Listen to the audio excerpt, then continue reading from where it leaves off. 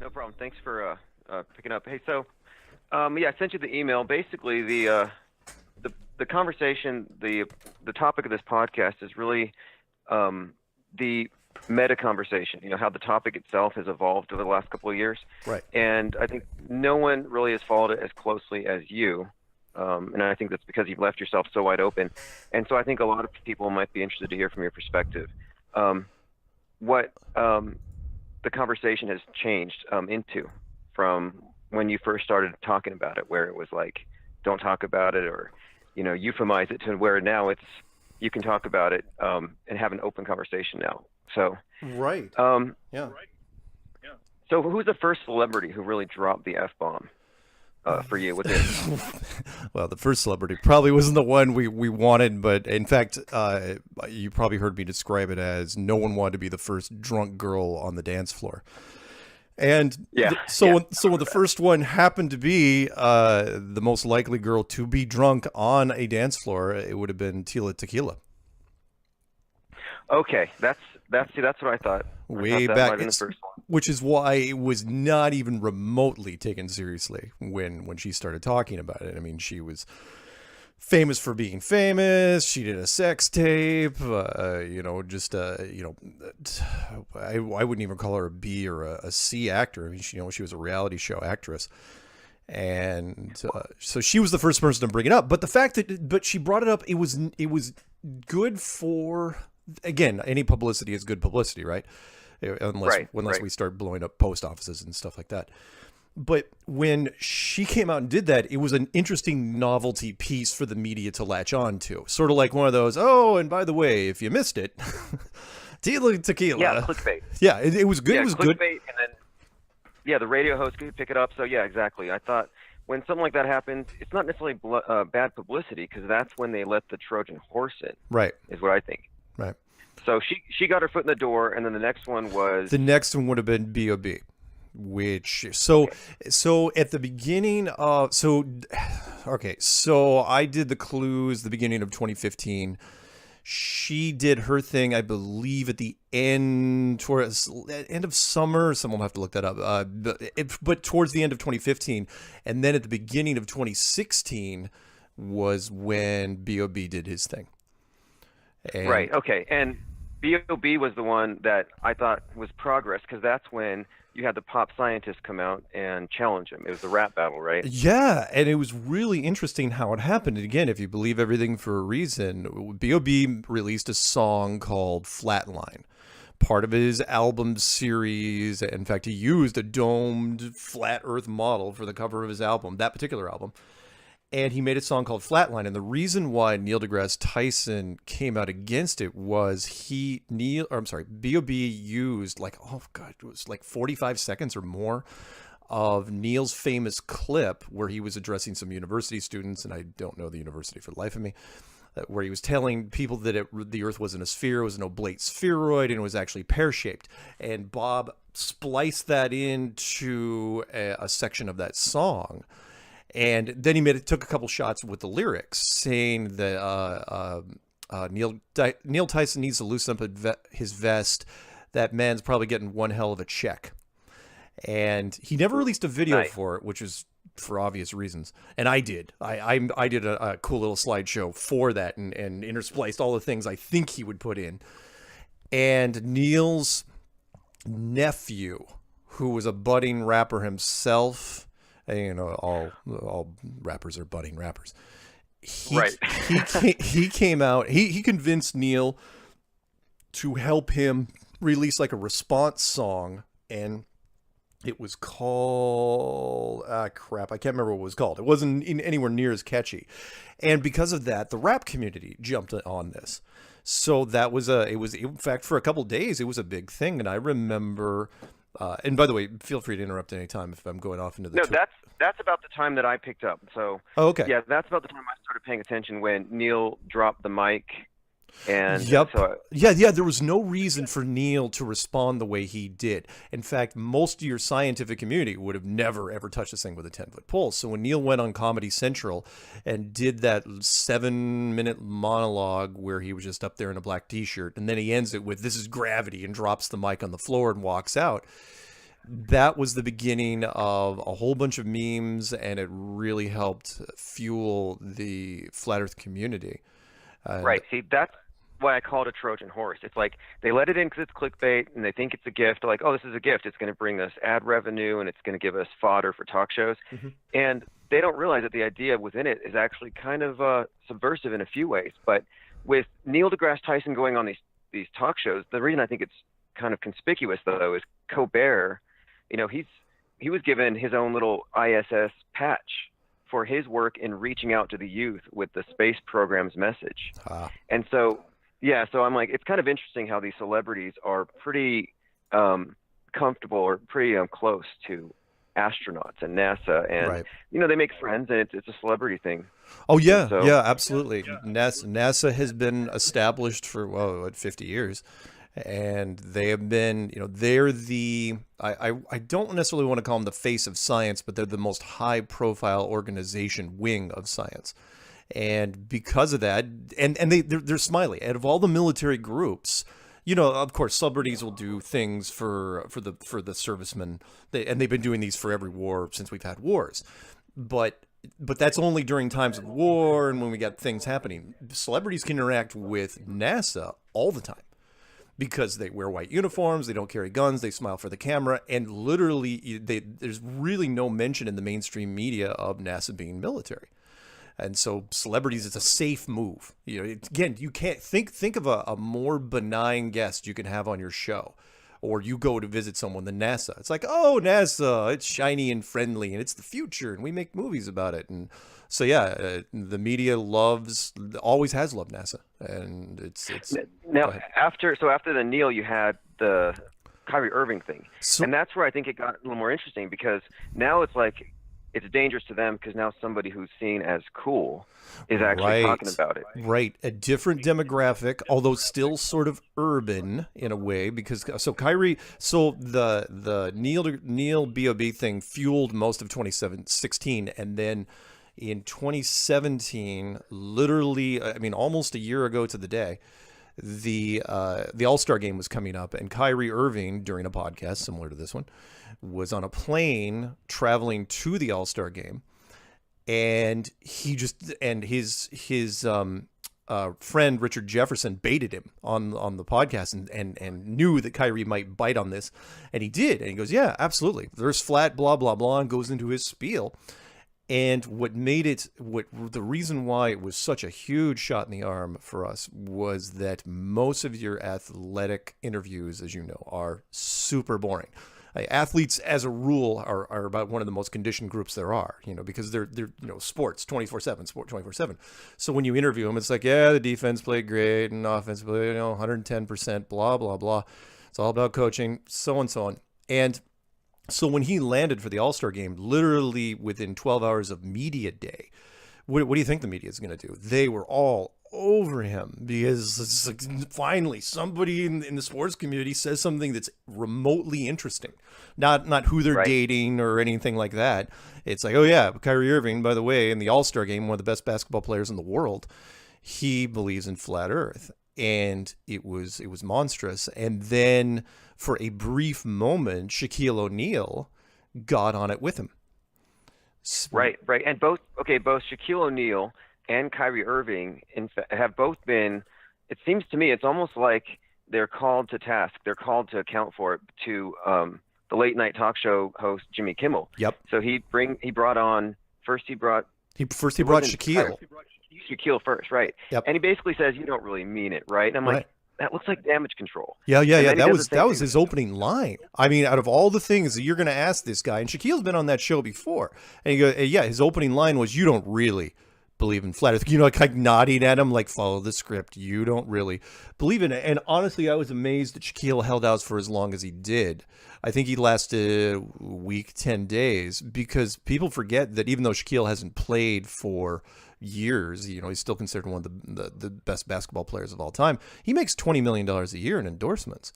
I mean, huge endorsements. And if his agent got one or two calls where, somebody's saying, so this flat Earth thing's not real, right? You know, he had to backpedal. It was a question of millions. He wasn't going to do it. He wasn't going to. I mean, it wouldn't have ended up like Tiger Woods, where people are just abandoning him.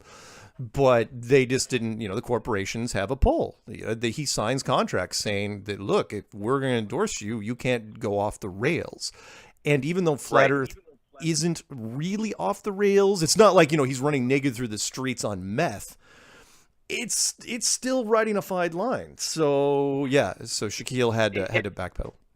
Yeah, to me, it's just business. I can understand that. It's business. It's like if you're wearing a uniform for any company, there are only so many things you can say because you're representing it. And so I could see why it would be problematic. But no, he stuck out pretty long, and I think that what made his particular argument for it kind of interesting is he was just like, it looks flat. Like he wasn't even making any. He wasn't saying, go watch Eric Dubay or watch this video. No, he wasn't. He was going off observations. And then Charles Barkley was on a podcast and he was asked about it, and he said, oh yeah, I was listening to our friend talking about flat Earth, and he looked at the moon, and then he looked straight ahead, and he said, no, there's no way that the moon is that far away. It's not 238,000 miles away. Yeah. So I was like, okay, well, it's not like he's just dropping it out there because he's told to. It's almost like he's actually just asking questions from observation. Right. And I think that's what I find interesting about it, is when they're not really endorsing any particular content creator. They're just talking about their own observation. Same with Kyrie. Right. Kyrie's whole take on it has been think for yourself. Right. Yeah, and I was really surprised that Kyrie wouldn't eventually defer to somebody. Like B.O.B. eventually, I think 3 months ago, he finally mentioned in a very small clip that he put on YouTube, he mentioned, hey, you know, don't just listen to me. Go check out Eric Dubay's stuff. And I was like, all right. And I kind of knew that. But B.O.B. was also in touch with Jaron. Like, those two were actually chatting between each other. And there was, and that kind of fell apart just briefly. And I don't think it matters if I say this, because Eric told B.O.B. that Jaron was like the enemy, or one of the enemies, one of the shills. Right. So we know that. We know the anatomy of the shill, for those who didn't follow Flat Earth or who don't follow it. It's basically like the way of outgrouping somebody else. It's like they're not authentic enough, or they're not real enough. They don't have street cred. It's a smear that has no real definition. Which is fascinating. I had to eventually look it up because it was bugging me, because I heard the name being tossed around so much. It's like, man, I better figure out the origin of this thing. The origin is actually it's an older term from the word shillabur, which means, quite literally, carny's assistant. And you'll get this.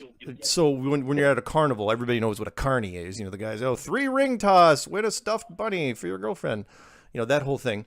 But a shillabur is the guy on the outside that makes it seem easier than it really is. He's working for the carny. And so he's the guy that'll walk up, say, oh yeah, holding one of these damn bunnies, and saying, oh yeah, I just won a bunny. It only took me like $1 to do it. And it's like, okay. And then, you know, $20 later, you haven't gotten your bunny, and that guy's gone.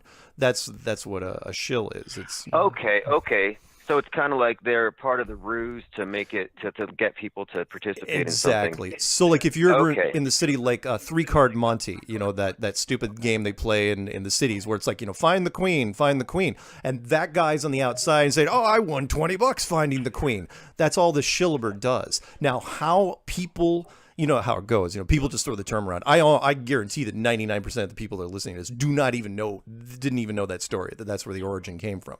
They just think that shill equals bad guy, shill equals disinformation agent, which is not, you know, they're different things. Right. So I thought shill came from shilling, and I just figured it was some like crowds on demand, like crisis actors. You pay them to make it look like there's more of an interest in something, a rent-a-mob, or, you know, that's kind of what I thought. Oh, yeah. Like, well, yeah, shilling, shilling would be a variation of that. Yeah, absolutely. So if there are any shills, they're going to be the government-paid J-Trig ones who are anonymous in the chat saying mean things for money. And they're probably disseminated more among the more standard partisan politics. I don't imagine you're going to find that many real disinfo or disruptor agents in Flat Earth. I think that you're going to find them especially like during 2016, you had like the 50 Cent Army. You have these basically like cubicle farms full of internet trolls. Right. And yeah, they exist, but they're not going to, yeah, that's side topic. But yeah, I think I wasted a bit of time during the year trying to, refute claims. And I realized, you know what? No matter what I say or The, do, they're going to call me whatever. yeah, So it is not going to make any damn difference. I have gotten into discussions via email with full blown trolls, and I've given them everything I can, and there just isn't enough. There's some hate in their heart, and again, you've heard me quote it before. I'll use her name this time. Taylor Swift. That line from her song, "Haters gonna hate, hate, hate, hate, hate." That is absolutely spot on. It sounds like a stupid lyric, but it's true. There's nothing you can do to stop them. They will always hate. Doesn't matter what you give them to try to satisfy their needs. They're always going to be there. And right. The line I like to use is like, look, pick any topic. It doesn't have to be the internet, although the internet's ripe for that's low hanging fruit. I'll use movies because I love movies. Doesn't matter who wins Best Picture of the Year. Guarantee there are reviews out there calling that Best Picture, the Oscar in hand, a piece of crap. Right. Utter crap. Yeah, exactly. It was like it was just nominated, won 10 Academy Awards, and you think it's a piece of crap? Yes, I do. It's like great. Right. Well, this is why I think it's important to support content creators because, as a rule, like if you're going to go speak in public, if you're going to make a polarizing comment, you're going to get a large. It's always like 40% are probably going to agree, 40% disagree. Then you got the middle ground who are waiting to be swayed, but you're not going to have everyone liking you. And so, no. Content creators have to have a bit of a thick skin, but at the same time, I think that ultimately we among those of us who have researched these topics are probably the least likely to listen to what anybody says. Right. So it's like if you're going to tell me to not listen to this guy, it's like, hey, I'm the guy who decided that the globe doesn't make any sense. So if I'm willing to go that far on my own, you're not going to steer me anywhere. I think that it's like herding cats, trying to tell flat earthers what to think. Good luck. Yeah, there's I've seen some what's the analogy? Sticker shock with people that are into other things that turn into flat earth believers. They have fairly big channels, and when they go flat earth, they're surprised because they've never seen it before. And what I try to tell people is like, look, if you go into flat earth, the number of comments in your video section are going to, multiply by a lot. And a lot of them are not going to be fun, and you've got to be ready for it. And so many of them aren't. And so they'll release a flat Earth video, and then 3 days later I've seen people back out. I've seen people pull their videos. I've seen people make defensive videos against. A perfect example would be Red Pill Philosophy. Red Pill Philosophy. Yeah, when he first got into it, I was so happy that he did. He's got 6 figures. He gets into it, and all of a sudden he's not backpedaling, but he's digging his heels in and saying, "Look, idiots, stop. Be a little more open-minded. I've been teaching you to be open-minded for years now. I throw this out there, and you come at me like I'm a witch." It happens, and yeah, with anyone that creates content, you just gotta be ready for it. But yeah, you do have to develop some sort of a thick skin. The line I was going to use was everybody. We kind of gloss over all the great comments, all the compliments, and we only focus on the one. It happens with everybody. So it's like, hey, you're great. Hey, you're great. Hey, 10 times, 20 times in a row, and then all of a sudden, you suck. I hate you. Unsubbed. You just dwell on that because it's like, wow, the negative. It's the whole politician thing. You get it hits you harder. You can say you're a great politician all day long, but most of the people on the other side are going to muckrake you because that resonates more with people. They focus on it. Back when I had a YouTube channel before, I've lost so many channels that for YouTube's terms of service are difficult to work with when you're actually being controversial, but right. I would get thumbs up, thumbs down. And at one point I realized the haters or the trolls will bring in 20 sock puppets and they'll artificially give you more thumbs down than you have. And so at one point I realized they're putting a lot of work into it. That's a lot of engagement. And I look at the analytics. And if I do a 5-hour live stream and I'm being hounded by opposition, it actually adds to my bottom line. So my policy was thumbs down to my subscribers. Sure. Like, let's just weigh it down with thumbs, just engage, and then it buries their influence, and then it makes it look like I'm Oh getting yeah. more approval than I am. It, And then to spite me, they'll give me a thumb up, and I'm like, hey, look, I just got my worst critics to give me thumbs up. your metrics, the metrics in YouTube, they're really deceiving because, in fact, producers told me this as I was being interviewed a couple of years ago, which was they say, look, from a producer's standpoint, from anyone that's in media, it doesn't matter whether they love you or they hate you as long as they're talking about you. That's all that matters. I did one of my most brutal interviews with one of Eminem's stations, and this is called Shady 45, from that whole Slim Shady thing. And they opened up the phone lines, and they came after me like I was the devil himself. And at the end, the producer could not have been happier that had happened. He goes, I'm so glad you didn't hang up. And he was the one that was telling me what it's all about. He goes, look, he goes, it does not matter. If they're yelling at you, they're coming at you. And so I sort of, I researched that a little more, and the closest version I could come to it was the Jersey Shore, the MTV show, which, you loved it or you hated it. And I try to focus. I go, look, you remember, if you ever watched that show, the Snooki character, right? This Oh yes, yeah, yes. that horrible troll girl. I don't even know. Oh, she was awful. But the point that I even say that she gets that response out of me, she gets massive. She gets still dragged out to things. She's considered a celebrity from that standpoint, but it's because she's polarizing. That's and Right. It's engagement. Engagement counts more than whether they like or love you. It's engagement, and yeah, you do have to weigh the likes versus. I mean, you have to recognize that. Yeah, you'd probably have more supporters than detractors, and their opinions should matter more. Right. Because we know for a fact that the people who are objectively analyzing this, they're absolutely making decisions based on what you're saying in your content, whereas the haters are just hating. So they shouldn't actually count as much anyway. So, which is I think it was a learning experience for me going through the YouTube gauntlet and recognizing that ultimately you want that kind of engagement. And I think as a result of all the celebrity interaction, the social cost of talking about this topic has gone way down, because I found it really easy, like at a barbecue, just saying, hey, did you guys hear what Shaquille O'Neal said? Right. Or did you, so the cost has gone down socially. Yeah. And it's now in our vocabulary.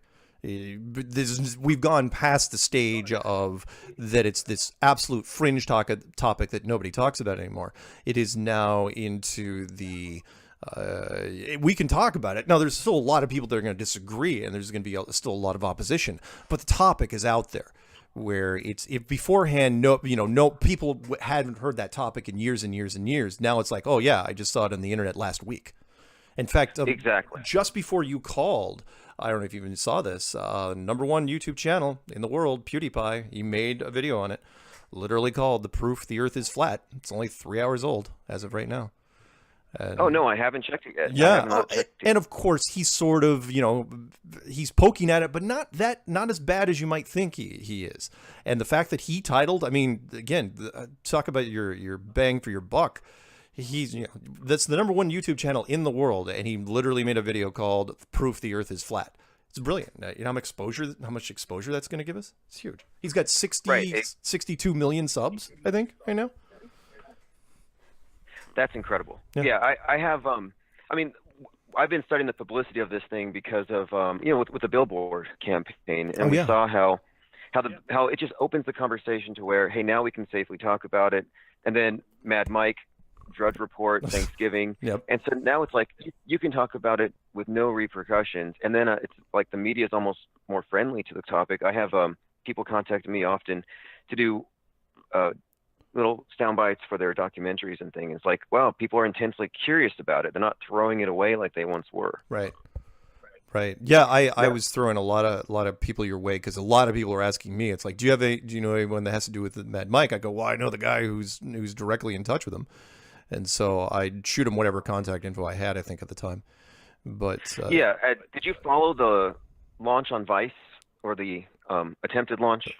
Well, yeah. You mean the one where he got in the rocket, then got out and did his little speech? They were trying to talk him into it. Oh yeah, that's when I said, and I don't, hopefully I don't ruffle any feathers on your side by saying this. I'm going, look, if you were planning on donating any more money to this guy, you might not want to at this point because he's bailed on everything. And I could just tell from his body language. He was like, he had no intention. He was totally gone. And the people were sitting there going, oh, what can we do to fix? Nah, I got to do stuff. I got to sue the governor tomorrow or whatever. It's like, and get. He's like, I gotta go. I got some cores in the van, and then I'm gonna go sue Charles Manson's estate and get his guitar. It's worth $1 million. It's like, come on, man, you're killing us. But at the same time, he had two waves. The first wave was bigger than the second one. Two waves of huge amounts of press. Huge. Right. Best money ever spent. Yeah, I think so. I think it was one, as far as bang for your buck, billboards go, absolutely. I mean, I think it was Hustler, they were interviewing you and they brought up Mad Mike, and I'm like, man, that story resonated, and it's because it's a story. Well, you know what it resonated. You know what it was? It was, and I love simplifying things. When you can boil it down, media loves, especially nowadays, if you can boil it down to a really, really quick soundbite or title, that's when it really resonates. And the initial, I remember that day, the original titles of, the different articles were out there and the wording wasn't that great. And then some guy put the two together and it was like Flat Earth, rocket launch, Mad Mike, it's like that was the big thing. They were tying the words together, but it was a really, really short sentence. And media loves stealing from each other. And so they were stealing that line over and over and over again to where that's all I was seeing. It was just waves and waves of this. Yeah. And most of the stories are reporting on other stories. Like a lot of it wasn't even going to the source, and that's how the misconceptions were spread. And people were saying, look what you've done. Now they're saying that this guy's trying to prove the earth is flat with this steam-powered rocket. And I'm like, let the misconceptions go out there, because then the second wave will be when they correct it. Exactly. Oh yeah, let them talk. Any publicity is good publicity. That is an old saying, and there's a reason for it. Which is, as long as Steven Spielberg would say this, a production value, which is, look, you didn't have to do anything. Look what he did. He just set up a rocket in the desert and drank beer. And the media flocked to him, and it was a story in just about every newspaper in the world. At one point, for what? He was just sitting there, literally doing nothing, and he ended up doing nothing. I had people saying this is all just a publicity stunt. I'm like, well, he's a stuntman, and a huge part of a stuntman is publicity, and I think it comes from an era. It is hype, and it's before you had stuntmen have been doing their thing since before we had internet, and so you had to have word of mouth. You had to have witnesses to the miracle, to the event, and whatever his intentions are, we got our money's worth. Oh, absolutely, got the money's worth. No, it's best $7,000 or whatever you ever could have spent. You couldn't have generated that many headlines. I mean, it was pennies on the dollar for what you got out of it. Now, eventually, yes. Like, here's the difference between he and, let's say, Evel Knievel from back in the day. Of course, it was a whole different set of media back then. But the difference was that eventually, and Evel Knievel was big on hype too. The Snake River jump, he hyped the hell out of that thing. But eventually, he had to get in the rocket and jump. Eventually, you got to get on the motorcycle and floor it. And eventually go to the hospital and hope you don't die. Right. But Mad Mike, it was like, you know what? I'm just gonna keep putting these guys through the hoops and seeing how long he can do it. Now, does he do this months from now and try it again? Who knows? If he does, I mean, to me, it's like crying wolf. It's like, all right, I think the hype is gone. I mean, the momentum's gone. Right. Like, even if he does it, I'm not as interested in it anymore. I'm like, okay, well, I wasn't really happy with the explanation. But regardless, we're happy. Whatever. So it's in the past, it did more than what I thought it was going to do. Well, here's the thing I was going to ask you is, do you think? Okay, see, Elon Musk had some failed rocket launch, quote unquote failed, a week before. Oh, you had to bring up Elon Musk. Really? Well, they called Mad Mike Rocket Man. They called him Rocket Man. And then Musk, that's the name of his biography. And so I was like, wait a minute, it looks like somebody's a little miffed here, because on the 23rd, during the Christmas holiday, Elon Musk had that big publicity stunt. Right. And I suggested that maybe he was just trying to one-up Mad Mike, because then suddenly he's out there in the media posing with one of his rockets, and they're calling him Rocket Man. So I'm like, it's almost like there's a back and forth, because Mike had actually said Musk fakes his rockets with blimps or CGI. Right. And you would have thought that Elon Musk wouldn't. I mean, man's worth billions of dollars. Why would he care what Mad Mike's doing? But at the same time, headlines are headlines.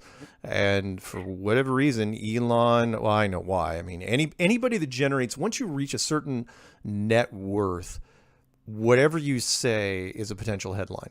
And Elon is, oh God, he's so horrible at making, you probably may or may not have heard me say this. Like, look, you could take a whole room full of futurists and get them drunk, just get them blind drunk, and they still wouldn't make the predictions that Elon does.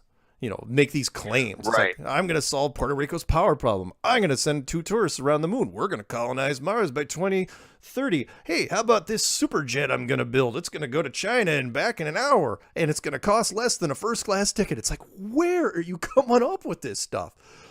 Well, the contradiction, the comparison for me, the juxtaposition of Mad Mike and Elon Musk was that Mike made a made a rocket out of his garage, and Musk sells computer models of things he might possibly be able to have produced by other people. Right. So I was like, I don't even think Elon Musk could use a real wrench. He's all in the virtual reality, whereas Mad Mike represents somebody nuts and bolts kind of guy. Yeah. But with this Musk thing, you know, I listen to him speak, and to me it's gibberish. And then I look at the comments, and the comments are all probably shills. They're like, oh no, the reason why he sounds like that is that he's so smart, his mouth can't keep up. So whatever. No. He is not an engineer. I looked him up. I did some homework on him. Look, he's got a bachelor's in physics, and he helped build PayPal. He was I believe, if you believe the stories, he was an 11% shareholder when PayPal went through the roof. When it became like the thing to buy, and you're thinking, well, 11% is not that much. No, it is. When we're talking about billions and billions of dollars. And yeah, he's nothing. I mean, he when you hear him speak, you're talking to, he does a little bit with software from what I can tell. Other than that, I don't think he's ever turned a wrench in his life. It's funny though, because it's like he's like, his fans are like, well, no, what he's doing is he's speaking up there and he's so smart he sounds dumb. And then when it comes to his rocket, like most recently Falcon Heavy, it's so real it looks fake. It's like, okay, at some point, somebody's going to have to say, hey, that emperor has no clothes. Yeah. No, it's not that he sounds dumb. He is dumb, especially when it comes to the media. He was saying things. I mean, the quote that he said somewhere around that line where you're saying, that it's real because it looks so fake, where he also said, I'm tripping balls right now. I have never heard a person in a position of power ever use that phrase in my life. Ever. And this is a guy that, because people forget their history, that you could go to the average person on the street and say, yeah, who invented Tesla? Oh, it was Elon Musk. No. He didn't invent Tesla. He just bought Tesla with his PayPal money. It's like Mark Cuban saying that he invented the Dallas Mavericks. No, he just bought the Dallas Mavericks. Right. It has nothing to do with that. No, Elon Musk is just he's horrible. Awful. Now, I have another kind of a side topic that we're steering into here with Elon Musk, which is basically the putting the Starman in space, right? Or quote in space. Do you think that is maybe, I don't know, a nail in the coffin as far as the debate, or do you think that? I mean, do you think it debunks itself, or is that just my bias? No. It's not a bias. I think it had multiple levels to it. I think first and foremost, it was a real-time test. Social media test to see, I don't want to be crude here, how much the general population is willing to swallow. Meaning, right. you put that up there, and honestly, the production value wasn't that terrible until they got to the car. And then the whole thing just fell apart because it was too good. Kind of like what you were saying, the color palette. Even Elon Musk was having a hard time explaining why it looks so cheesy. Where they went wrong, or went right, depending on who you're talking to, was that when the links were sent to, because it wasn't like it was national news and people were anticipating the launch. It was like it was just spread around really fast once everything started happening. And when, like for example, when I got the shortcut that showed the little picture saying, oh yeah, when I saw the picture of that profile shot of the astronaut mannequin with the car and the Earth in the background, first impression, even without the flat Earth, was, oh yeah, somebody from the community sent me a cool little meme of a car in space, blah blah blah, right? And only when I clicked, so I immediately didn't believe it, and then when I clicked on it and it went to mainstream news, I'm going, wait, this is being passed. This is passed off. This is actually being broadcast on mainstream right now. Then it's like, okay, then you have to kind of try to get back. You have to convince yourself that it's real. And we saw that from a lot of people that weren't in flat Earth. It was tough. I mean, there was a Fox News guy that was saying, it's like, yeah, it looks fake. It's like, yeah, it does look fake. Yeah, okay, good.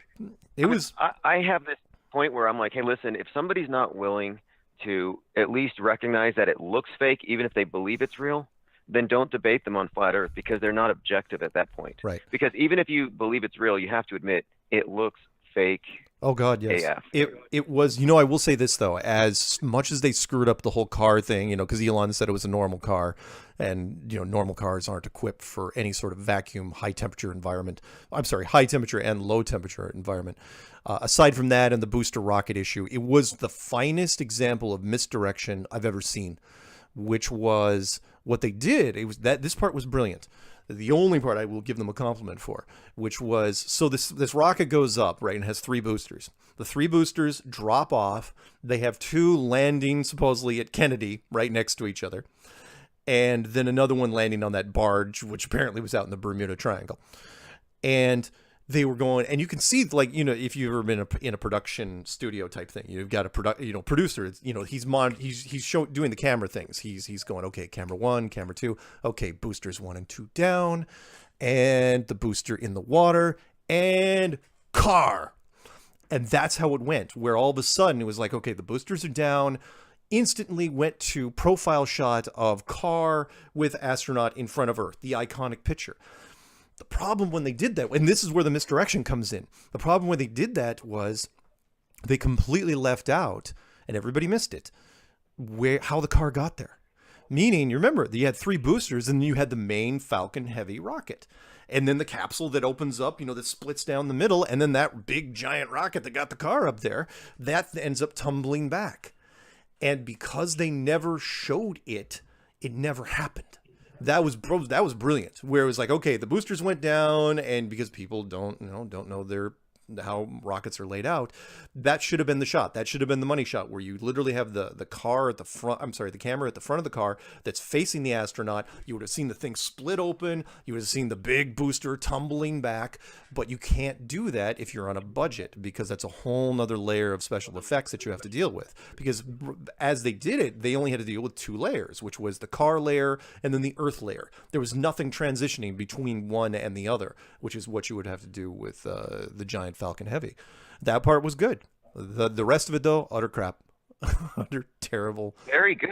I appreciate your analysis on that. You're right. What a misdirection. It was like we didn't notice that it just magically appeared. Yeah. Because we were focused on the spectacle. And that's what they do, though. Yeah. I think the rockets, the pageantry, the smoke. I think not to mention the crowd coaching. I've never heard. The crowd that was down at the the SpaceX headquarters was way too loud. Look, if you've ever been in a studio audience, they have crowd coaching. They have someone there to if they can't get laughter, they'll pipe in the laughter. But they'll have a guy that's coaxing the audience, say, okay, all right, a lot of applause for this guest, and boo for this and yay for this, and laugh at this. And the crowd at the SpaceX, that main auditorium, was way too loud. I mean, you would have thought you were the Final Four basketball tournament with the way these guys were yelling. It's like, wait a minute, why are you yelling so much for this thing? There's not even a person on this rocket. Why the hell would you even? In fact, why are you even there? It's not even not even a manned mission. What are you doing? Yeah, isn't it very conspicuous just how overzealous they are? And to me, it does sound like zealotry. It sounds like a cult. And most people who I show this to, or we watch it, like when you watch even NASA, whenever they launch something, the way the people in the studios all jump around, and I think it's life follows art. In the movies, it's always a big build-up. Right. There's tension, and then they survive. They land on the asteroid, and they save the planet or something, and everybody jumps and cheers. And there's tears everywhere, like in Armageddon. And I think they're trying to recreate that scene from Armageddon. There you go. Every launch. That's good. Yeah, that's good. Yeah, war and the Armageddon that hails back to the original Apollo missions where there was cheering, cheering groups of people, but they overhype it, and we do this now. We do this in. By the way, there's a little feedback on your side. Oh, sorry about that. Sorry, we do this in sports stadiums now, and you're not supposed to. It's illegal, and there've been several NFL teams that have gotten nailed for it because you just pipe in crowd noise in addition to your crowd noise, to make it louder when the other team's trying to snap the ball and stuff. And so we've been doing this for years, and so piping in. I when I first heard the crowd noise, I'm going, "Where they got like 2,000 people there?" And when I'm going, what is that, a couple hundred? It's going, okay, so they're augmenting the crowd noise on top of it. I'm pretty good at the audio stuff, and but that was minor compared to the rest of the crap. I'm sorry, that car would have self-destructed if it was really in a vacuum in space. The tires would have detonated, all the pressure, any pressurized fluid, the window washer fluid, the battery acid fluid. If the thing had shocks, they would have blown up. It didn't have gas, but who cares? The transmission fluid might have had problems. The safety glass would have shattered. The glass in the windows, which were rolled down, those would have broken in 2 seconds. There would have been glass flying everywhere. Oh my God, it was. But the general population, it helped us in the end because the secondary headlines. In fact, I was called by a group in London almost immediately. He goes, "Hey, what's your take on the SpaceX thing?" And I gave him a laundry list of the stuff I just rattled off to you. Not to mention the part, follow the money, the part that really bugged me, and you'll appreciate this only because you had to do the logo thing with Mad Mike, which was you had 3 cameras on that car, not a single logo in any of the frames from anywhere. 2 companies, SpaceX and Tesla. Tesla's a public company, and they're hurting right now. Go figure, trying to sell electric cars to the rich. SpaceX, you want to get funding for that. Why isn't your logo on the side of that car? In fact, why are there no corporate endorsements at all? Disney alone, who owns Star Wars at this point, lock, stock, and barrel. Disney could have replaced that mannequin with a stormtrooper in 2 seconds, would have paid the extra money to not have any other seats in the car filled. And you could have sold any number of corporate logos, and it would have been cheap to do. It's like, well, what if what if the rocket blew up? Who cares? Just get another one, put a sticker on. Good point. You know what? When it comes to anything that they show us, the space programs, private or public, right. I have a rule. I call it the law of conspicuous absence. So it's not in what they show you that you're going to find inconsistencies or you're going to find the deception. It's what is inconspicuously, or what is what's missing out, what is conspicuously absent. So yeah. Oh yeah, that's the Max Malone line where he was the first one to teach me that, where he said, look for the things that aren't there. Forget about the things what you see. What don't you see? And exactly. And I was really surprised. I'm going, okay, so why did SpaceX leave all their logos off? Unless maybe they weren't even sure how the public would react to it, and they were doing like proactive damage control, where it's like, okay, well, if our logos aren't on it, they won't be able to create memes on it right away, and our company won't be tied to it right away. I mean, look, Tesla's in real trouble stock-wise. This thing should have boosted it. Not only that, you would have gotten. Here's another one for you, and there's some weird conversations probably happening in the background now, where if let's say you're another car company like GM or Chevy or Ford or whoever it is, like one of the truck companies. I mean, immediately anyone from the marketing departments for those companies, let's say Ram Trucks, would have called up Tesla in 2 seconds and said, look, whatever your next rocket is, we want our truck in there instead of that Tesla. We will pay you gobs of cash to do it. And, what do? But you can't accept that offer because you would, for the same reason why you can't have any corporate offers, because that would allow them into the facility. You can't have them monkeying around underneath the hood of this thing because it isn't real. The fourth wall, the fourth wall. There's no rear view mirror on the car. Where's the mirror? Where's the rear view mirror on the car? That was brilliant. I missed that one too. I missed that one for a week. Yeah, me too. That's what I mean. It's not what they show you when they're liars. It's always in what is conspicuously absent, and it's like we didn't know to look for it. I mean, so the whole thing to me has been very educational about magic, and then reverse engineering our own. When we suspend disbelief, we accept certain things. And so I think this whole exercise or thought experiment or whatever it is, whenever you look into these topics, it helps you see how you can be deceived. And that's the tough thing. Right. Like Twain said, it's easier to deceive a man than convince him he's been deceived. Exactly. So do you have any predictions for the ISS now? Because it seems to me that the consumer level CGI and editing capabilities are so fastly evolving. Like, it's rapidly getting better every year. And the ISS, if they suddenly improve their game and they suddenly look like Sandra Bullock in Gravity, it's going to be conspicuous that they went from being kind of like B-movie government propaganda film to flying around in the thing convincingly. I don't think they'll ever truly get to that point, and here's why. Because NASA is notorious. They've got a massive track record for trying to do things live.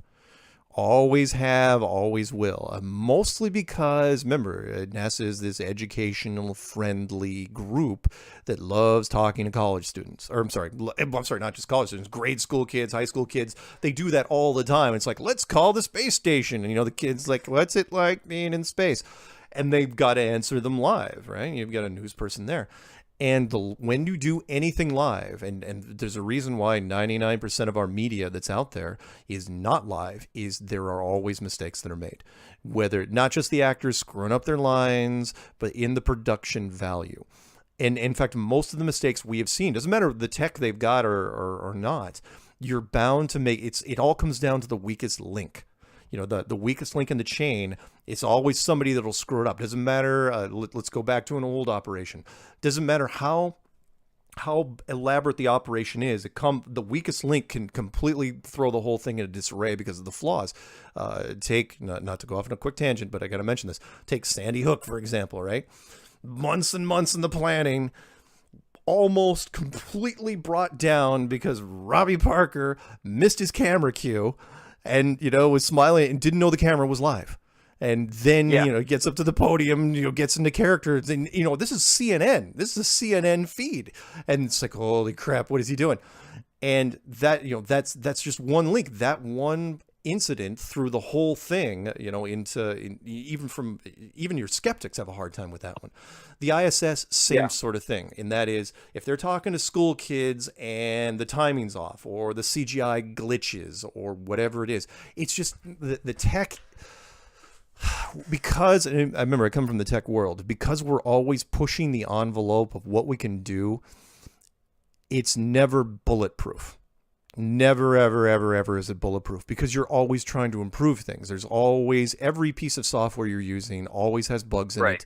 You never, in fact, it's kind of like the curse of software developers, where you never get to the point where it's like, it's absolutely 100% bulletproof. Let's stop fiddling with it. No, that's the opposite of what software people do. It's like, well, let's tack on this, and then you run into problems like they did with the Mike Helmick video, where the guy grabs the hat. He thinks he grabs the hat, and then all of a sudden he realizes he didn't grab it, because it wasn't there. So.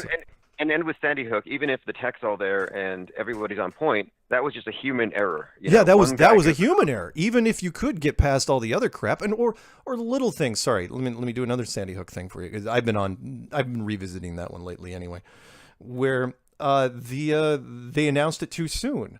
And the traffic copters, remember, they didn't anticipate how quickly traffic copters could get there, because they don't have to go through traffic. So, traffic helicopter can get there in 10 minutes. It's like, blah, blah, blah, and they have a full tank of gas because they're a traffic copter. All they do is hover around the air all day. And every once in a while they'll refuel. So they're sitting there above the school, and none of the kids come out. And to where Max Malone, got to give him credit here, where he goes, look, I'll give $1,000 if you can show me a single freaking video of a law enforcement officer carrying a kid out of that building. Because they don't exist. You know how long it would take to get 600 kids, grade school kids, out of a building? It'd take hours. So they announced it too quickly. And so by the time the helicopters got there, and they're saying, oh yeah, it's still on lockdown.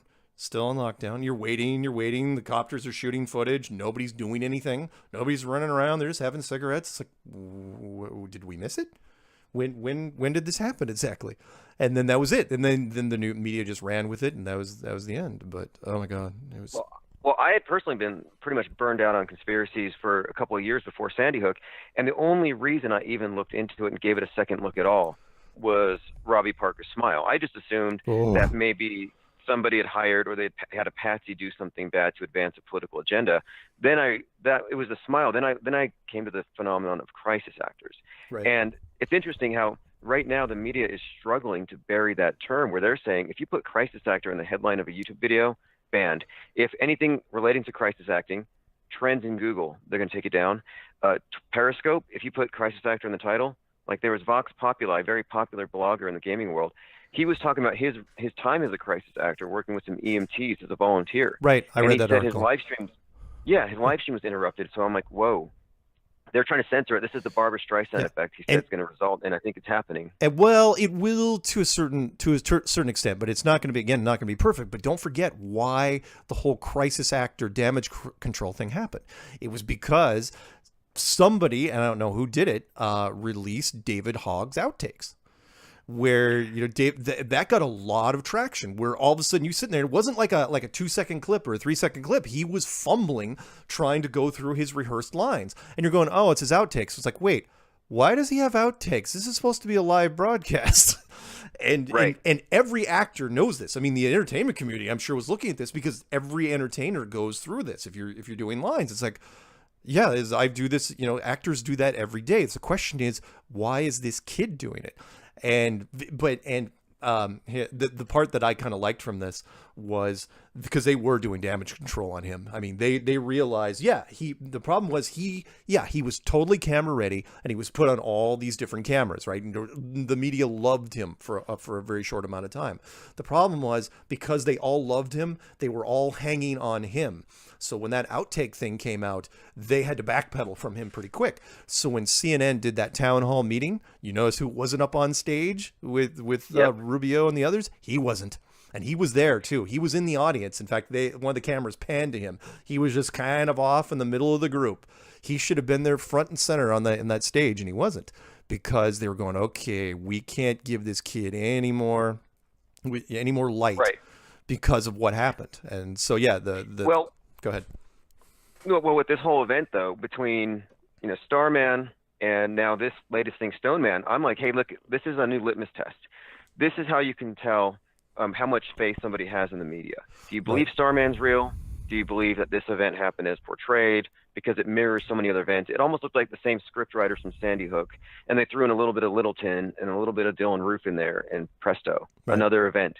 And so to me, this is a good time to ask people, hey, have we placed too much faith in the media? And if we haven't, then why are they making such a big deal about this crisis actor meme getting out there? Right. And again, the media, it kind of was, they were hurting themselves because the media likes to see what's trending and what's not. And so when all of a sudden the top YouTube trending video is a crisis actor video, and one of our guys got on it, he was like the second choice. So MGTV, if you remember, he got on it, and he was getting hundreds of thousands of hits, and his was taken down, but he got it. He was like second generation, so he got it from the guy that was MGTV was one of the first people to mirror it from that guy who was the one that was trending all over mainstream. I actually accused him. I said, hey man, it's pretty bad that you got to buy this many views, because his channel's getting views, a couple hundred hits each, and then suddenly I'm like, whoa, he's getting 10,000 hits every 5 minutes on this video, and It went from 0 to 250,000 in a matter of hours. And then I saw, okay, this particular clip of David Hogg's outtakes is just blowing up. Right.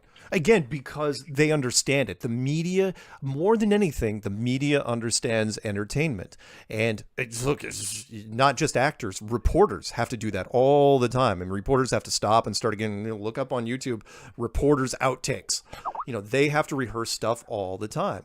And yeah, he was a student journalist, sure. And that California thing didn't do him any favors as well. I mean, yeah, you could have said, okay, fine, he was out in California the previous summer. The question is, why was he out there exactly doing his thing? And coincidence. It didn't help him. It didn't necessarily completely damn him, but it didn't help him either. Right. But as far as the mainstream media, do we believe it? Yeah, of course, because we're told that it's real. The mainstream media, it's like, we're legit. We would never steer you wrong. And people forget that the media is no different from any other organization on this world. Take your pick: business, politics, entertainment, sports, right? all these groups, there's always corruption. There's always, money influences everything. And don't tell me, oh, okay, here, let me go down the other way. I was watching CNN quite a bit during that whole, it was Parkland, right? Or no, Free Parkland, where the NRA person was getting grilled on CNN, not the town meeting, where she was saying that, look, she was saying, look, it's ratings gold. It's all about, and the woman from CNN's going, well, you can't say we'd root to have children killed, right? And I'm responding to the screen even though she can't hear me. And I'm going, no, you wouldn't root specifically to have children killed. You'd root for any disaster to show up.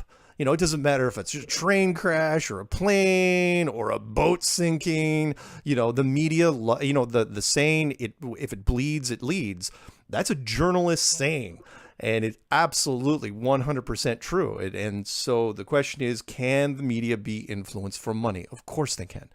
They have been for, if you ever have any doubt of that, look up the old movie, one of the finest movies in the history of cinema, Citizen Kane, which is, when rich people figured out the old saying, it's like, okay, if a rich person is getting bashed by a particular newspaper, what's the solution to that? You buy the newspaper. And then you can write any story about who you want. And, then all the newspapers were bought, then all the radio stations, then all the television stations.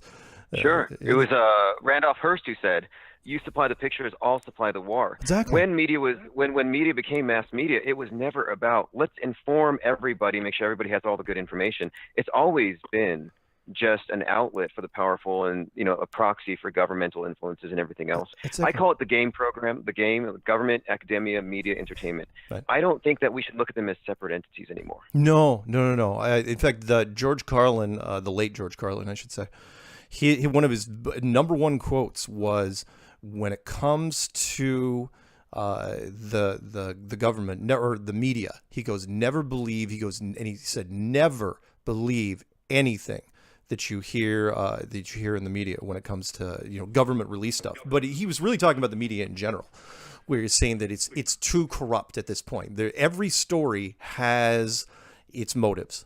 There's a reason why these stories are out there. Of course, there is an occasional fluff piece from time to time. Oh, well, hell, what was the perfect example would be, and you're not even allowed to reproduce these things on YouTube anymore. Do you remember when Conan O'Brien, his team figured out that all the local news affiliates were running the same stories and reading the teleprompter the exact same way? Did you ever? Yeah, the montages. Yeah, the montages. He stole that from Rush Limbaugh, who was doing it for years. But, okay. Well, perfect. But the thing was, Conan's team, anyone in a network situation has access to all the affiliates' footage, and they can do it without any royalty issues. So when they were collecting them, they were doing it fairly innocently. It's like, well, and he thought, oh, isn't that kind of funny? But from a conspiracy standpoint, that's not funny at all. That means that the local news, that most of their stories aren't just generated from, they read what's coming off the AP, and they read it verbatim, and it's repeaters, not reporters. And my theme, or as far as like the direction I've been going with this conversation regarding flat Earth, is that you can no longer really talk about the Earth being flat without talking about who's informing us, which is the media, and then what the media is. So it's a bigger conversation, and it's not that we have to replace our pundits with more honest ones. I think the institution of media itself needs to be, our relationship needs to be redefined as far as how we approach getting our information. Right. So I've been banding around this term post-media. It's kind of analogous to post-globe, but post-media, meaning we are in a post-media age. We're just watching the death throes of these big networks. Right. And I'm like, I think that those of us who have questioned these big questions, not just flat Earth, but everything leading up to it, even whether or not the news is real, I think we're already post-media. And so we're looking at the media a little more objectively, being like, look what they're selling. It's absurd. Yeah, the network news feeds have been diminishing, kind of like if you're old enough to remember the Lawrence Welk show. The Lawrence Welk show went on for years and years and years and years, and the only reason it stopped was because the average age of the audience got to the point where there were people that were dying. and so their audience was just shrinking because of natural causes. That's what's been happening with the media now for some time, but for a different reason. That's because, and in fact, I just did a video on this just recently called The Blurring Effect, whereas media has gotten so broad, there's so many different avenues where you can get your news, that your normal channels, I mean, what used to be the staple, ABC, NBC, and CBS, and PBS and CNN sometimes, they are now the minority, and they know it. They're dying. They don't know what to do. I mean, YouTube has become the new television, or one of the new televisions. I mean, Netflix, most people don't know that Netflix is one of the biggest Hollywood producers now, because they've got so much liquid cash because they buried Blockbuster and they've got all this streaming stuff that they figured, we spend our money. So they've been the one financing movies. Everything's changing at such a rapid rate that media is holding on to what it can. I mean, it's still out there, of course, but it's not what it used to be. I mean, like when Fox came, who would have thought when Fox? Sorry, go ahead. No, I mean, I've been calling this a new reformation. I'm saying it looks to me like the movable type press that enabled people to critically examine what the priesthood was telling them, which allowed them to break away from its one interpretation of reality was, the movable type press. And to me, that's YouTube. That's chat rooms, that's live streaming, that's all these, even Skype would be included in this. Anything that allows us to analyze information outside of their filtration, right, and get a totally alternative view. And so, and it's non-retractable. That's the part I love about the internet now. There's a line that I quote too many Batman movies, where it said everything on the internet sticks now, and that is, you can try to pull it off. Like you're saying, crisis actors, they're going to try and knock those out. Yeah, maybe, but they're not going to be able to knock out all the rest of them. For example, like anyone that uses the word hoax. There's tons and tons of those. It would take, even with an advanced algorithm, it was going to take a long, long time. And if you kill off, here's the bad thing. If you kill off enough videos or enough people, or the wrong people that say crisis actors, then you're just raising flags. And then people start, it's like, look, dude, I just made it. You want to see something weird, especially if it's repeatable. I put up a crisis actor video, title, and it just knocked my channel off. People will take notice to that. And it's like, okay, what's going on? Vox Populi brought that up. He said, hey, use this as an opportunity to red pill your blue pill friends. Say, hey, you may not take anything I say seriously, but make a video called Crisis Actor Hoax and just throw it up there, and your account will be taken down. And so there is overt censorship we're looking at, and I think YouTube's shooting themselves in the foot, because there's a lot of great content that's going to be migrating now. I mean, I think Jaron just had his live streaming capabilities taken down because of a video months ago where he was just asking questions about San Bernardino. I have another friend who had a Sandy Hook video from 3 years ago that nobody's watched, and they used that to pull his account just yesterday. Yeah, unfortunately, when it comes to the shootings, they have gotten a lot stronger. And if that's true, that Jaron got his live stream smacked, because that means he's got 2 strikes. And hopefully he'll get rid of the other ones in the meantime, just because you don't want some guy, because there doesn't seem to be a statute of limitations, where it's like three years. I mean, that video was so far back that I'm sure Jaron forgot it was there. So exactly, and that's the point. I'm thinking it's almost as though they're trying desperately to just go through the history and remove stuff. I mean, I had a pretty good website built to the Charleston shooting hoax, is what I called it. And all of my content's gone because it was based on other people's YouTube videos of suspected crisis actors. And it was frustrating. So now I'm like looking at this, it's like, okay, so let's go ahead and start from Eric Holder, 1996, saying we need to brainwash the kids not to want guns anymore. And then look at every single shooting since then in detail and put it up on the blockchain where it can't be deleted. And so we can objectively analyze it. And I'm happy to be wrong about anything, from a shooting to the shape of the earth, but I want facts. Yeah. I'm not going to take anybody's word for it. I was just doing a quick search for crisis actors on YouTube, and there's still quite a few out there, but not as much as there used to be. That's for sure. Yeah. It's an interesting topic, and it's going to be interesting to see how it evolves over the rest of the year. So we've been on for about an hour. I appreciate your time. Is it still enclosedworld.com? Is that still your main site where people interface with you? Enclosedworld.com, although most of the stuff on there are just links back to YouTube. and I've been pretty careful about making sure that I have no strikes on my thing at any given time. I have, by the way, received 4 strikes on that channel on my main YouTube. Well, I only have one YouTube channel, but it's all been for copyright things, and all of them. Oh, like soft strikes, you mean? Like they just notify you? No, no. Oh God, no. I get notifications all the time. I get notifications probably every other video I make because I use copyrighted music all the time. And you can, by the way, for people that are out there doing this, you can use You're never going to get a copyright. Well, probably there's 99% chance you're not going to get a copyright strike for using music. It's usually for video clips. And what I meant was, like, I used a 7-minute clip when the Trailer Park Boys were talking about flat Earth, and they struck me, and I returned it, and I said fair use. George Norrie and Coast to Coast, when I did the interview with them, I didn't put it up there, but they nailed me just for the trailer. And because they didn't even click, the intern didn't even click on the video. It's like, dude, it's a trailer. You can't hit me for that. And it's like, oh, okay. And then there was an Indian rapper who contacted me but forgot to tell his producers that he wanted me to put his song on. And what was the last one? Oh, BuzzFeed. Go figure. I got hit from BuzzFeed for using a clip that they did, here's the irony, of me. So when BuzzFeed interviewed me down at the national conference, and I used their clip of them interviewing me, they copyright struck me for me. It's like, you gotta be kidding me. So I overturned that and just claimed fair use. Right. Right. Yeah. Well, I'm following like Crow 777's business model. I'll use YouTube to reach out. I'll live stream there, but I'm keeping everything on my own site.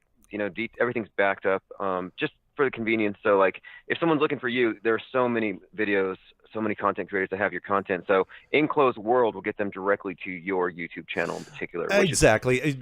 Unless the easier ways is type in Flat Earth Clues into Google. That's you can find me that way. Yeah, the mirrors. Hell, I've gotten that's the weird stuff about my videos is more than I think I've got 11 million hits on my channel. But I've given away more than that from the mirrors because I make my stuff Creative Commons license. And so there were people that still, it's the biggest, the videos with the most hits for Flat Earth are on channels that you'd never heard of. And it's my videos, but I have nothing to do with it. I don't even know the guys, who they are.